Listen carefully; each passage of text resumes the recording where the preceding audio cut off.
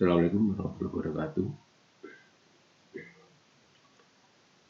Kita masuk ke KD 34. Ini yang 34123 itu lisan atau pakai video call. Nah, untuk yang tugasnya dikerjakan di Edmo dulu, ini 343, Bapak akan sedikit menjelaskan. Sebenarnya banyak ini sumbernya di YouTube ataupun di Google ya. Mengklasifikasi macam-macam indeks harga. Kalau pengertiannya, indeks harga itu merupakan suatu ukuran statistik untuk menyatakan perubahan-perubahan harga yang terjadi dari satu periode ke periode lainnya. Jadi kalau secara matematis indeks itu membandingkan dari sebelumnya. Sebenarnya kalau indeks itu bukan hanya harga saja ya. Misalnya tinggi badan, berat badan gitu ya.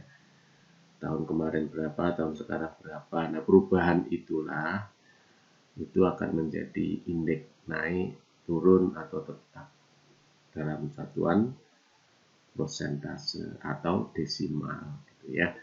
Nah, ini karena setelah kata indeks ini ada harga, berarti yang kita bandingkan adalah harga. Harga di sini tentunya adalah harga barang dan jasa yang dikonsumsi oleh masyarakat. Atau nanti harga yang harus dibayar oleh produsen. Nah, itu nanti ada dalam macam-macam indeks harga. Oke, baik.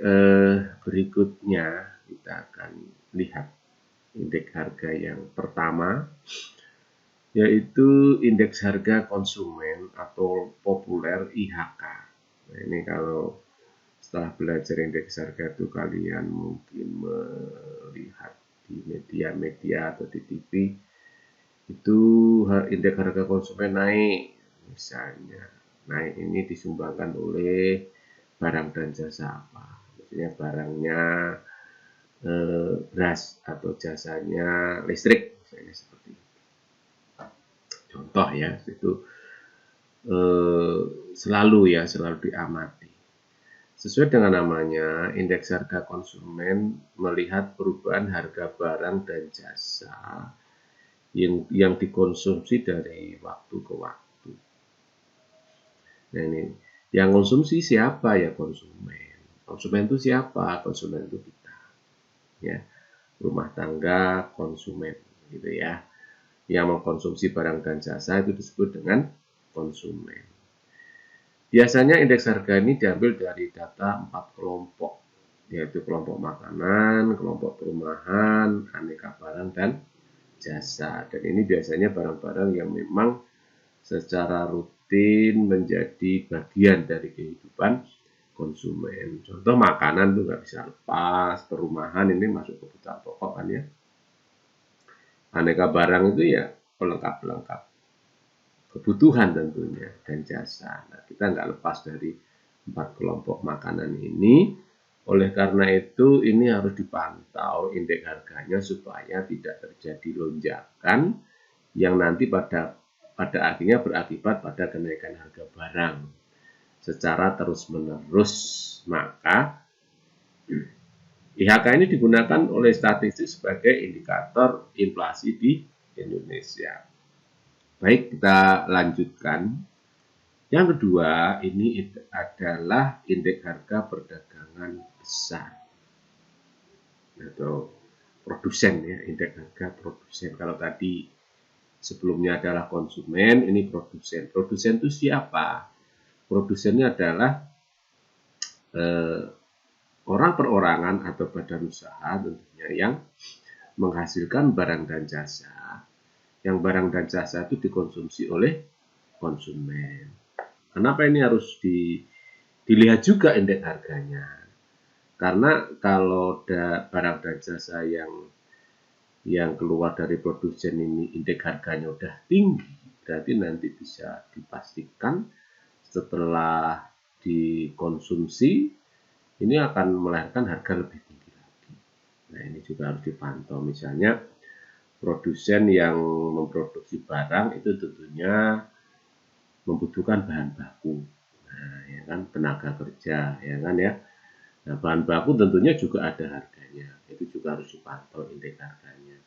Tenaga kerja terkait dengan upah. Kalau tenaga kerja pada nuntut kenaikan upah, berarti upah itu melekat pada barang dan jasa yang dihasilkan.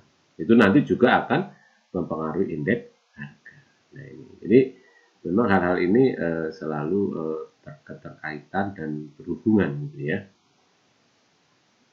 Indeks harga perdagangan besar merupakan angka indeks yang menunjukkan perubahan pada harga pembelian barang maksudnya ya oleh para pedagang besar ya, pedagang besar itu supplier lah ya, supplier. Indeks harga perdagangan besar ditetapkan dalam ukuran kuantitas borongan seperti hasil pertanian, hasil pertambangan, hasil industri, impor dan ekspor. Jadi dia grosir lah sifatnya ya. Ini juga harus diperhatikan. Ya.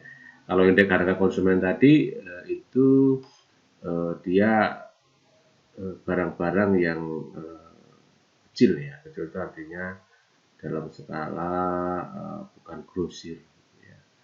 Bukan grosir. Artinya kalau indeks harga di pedagang besar ini kecil, perubahannya sedikit dari waktu ke waktu, kok tiba-tiba setelah konsumen itu menjadi mahal ya, menjadi besar indeks harganya, tentunya itu harus dilihat masalahnya di mana. Mungkin pada distribusinya mahal misalnya kan. Kenapa distribusi mahal misalnya ya? Mungkin infrastrukturnya nggak mendukung, jarak tempuhnya jauh, membutuhkan waktu yang lama karena jaraknya jauh, ya. Atau mungkin infrastrukturnya jelek, jalannya jelek, pelabuhannya jelek, sehingga biaya distribusi itu menjadi mahal. Artinya kalau indeks harga pedagang besar juga rendah, tapi biaya distribusinya mahal, nanti setelah sampai ke konsumen, itu indeks harganya juga akan naik yang tidak sesuai dengan indeks harga sewaktu di perdagangan besar. Itu ya, jadi keterkaitannya di situ. Kemudian indeks harga yang diterima dan dibayar petani adalah indeks harga yang harus dibayar oleh petani baik untuk biaya hidup maupun untuk biaya produksi, termasuk juga biaya hipotek, pajak dan upah. Biaya hipotek itu biaya terkait dengan barang-barang yang tidak bergerak. Nah, ini juga harus dihitung indeksnya. Kenapa petani? Ya, karena petani ini adalah hulu ya, hulu daripada barang-barang yang dikonsumsi oleh konsumen. Misalnya untuk bahan pangan. Bahan pangan itu tidak hanya beras, mungkin beras dan macam-macamnya tentunya yang dikonsumsi oleh masyarakat itu juga dipastikan bahwa indeks harga yang diterima dan dibayar petani ini akan lebih menguntungkan. Jadi misalnya jangan sampai misalnya yang dibayar petani terkait dengan kegiatan pertanian ini jauh lebih mahal daripada yang diterima nanti pada saat menghasilkan. Nah, ini tentunya harus dipertimbangkan. Maka harus diukur indeks harganya supaya setelah tahu indeks harganya itu kebijakan-kebijakan yang diambil untuk melindungi petani itu ada. Kemudian indeks harga implisit. Indeks harga jenis ini merupakan suatu metode untuk membandingkan pertumbuhan ekonomi nominal dengan pertumbuhan ekonomi real. Pertumbuhan ekonomi real ini maksudnya pertumbuhan ekonomi yang dikaitkan dengan tingkat inflasi saat itu. Ya, tentunya real itu pada saat ini. Ya. Kalau pertumbuhan nominal ini berdasarkan bukan tidak berdasarkan tidak dikaitkan dengan inflasi yang jelas. Jadi misalnya kalau ekonomi pertumbuhan ekonominya tinggi tapi inflasinya juga tinggi, ya percuma saja. Nah, gitu ya. Jadi pertumbuhan ekonomi itu memang yang ideal, yang real. Jadi pertumbuhan ekonominya tinggi, kalau inflasinya tinggi juga pertumbuhan ekonomi itu